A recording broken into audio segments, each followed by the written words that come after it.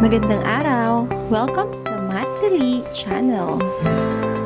Ang tatalakayin natin ngayon ay patungkol sa pagsasalarawan ng rational algebraic expression. Tandaan, ang rational number ay ratio ng dalawang real numbers. Ito rin ay pwedeng nasa form ng P over Q kung saan ang P ang numerator at ang Q naman ang denominator.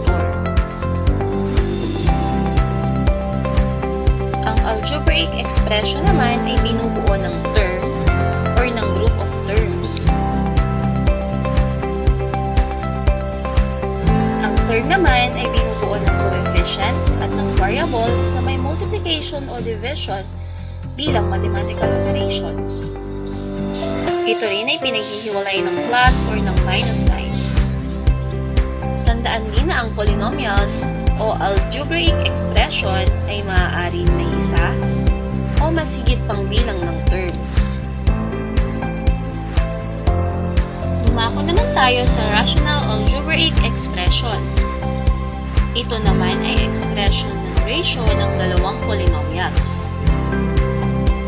Halimbawa ng rational expression ay x squared plus 5 over x plus 2. Ang x squared plus 5 ang kanyang numerator at ang x plus 2 naman ang kanyang denominator. Katulad din ito ng fraction, pero ito ay may polynomials.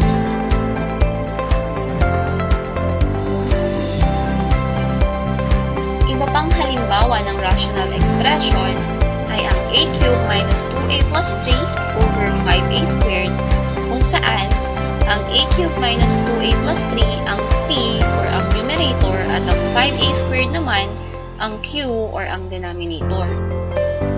Ang 3x plus 4 over x raised to the 5th power plus x squared ay halimbawa rin ng rational expression.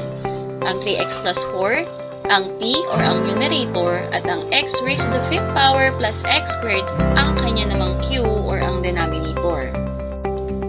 Ang 1 over 3 minus bq ay rational expression pa rin dahil ang 1 ay considered as polynomial. Ang x squared plus 4 ay rational expression din dahil ang x squared plus 4 ay maaari pa rin nating isulat sa form ng p over q at ito ay magiging x squared plus 4 over 1. Samantalang ang 3 plus square root of x over 4 minus x ay hindi rational expression dahil ang numerator nito ay mayroong square root sign ng variable at ito ay hindi na ikino-considered as polynomial. Ganoon din ang 1 minus x over 1 plus 1 over x ay hindi maaaring maging rational expression dahil sa denominator nito na may 1 over x.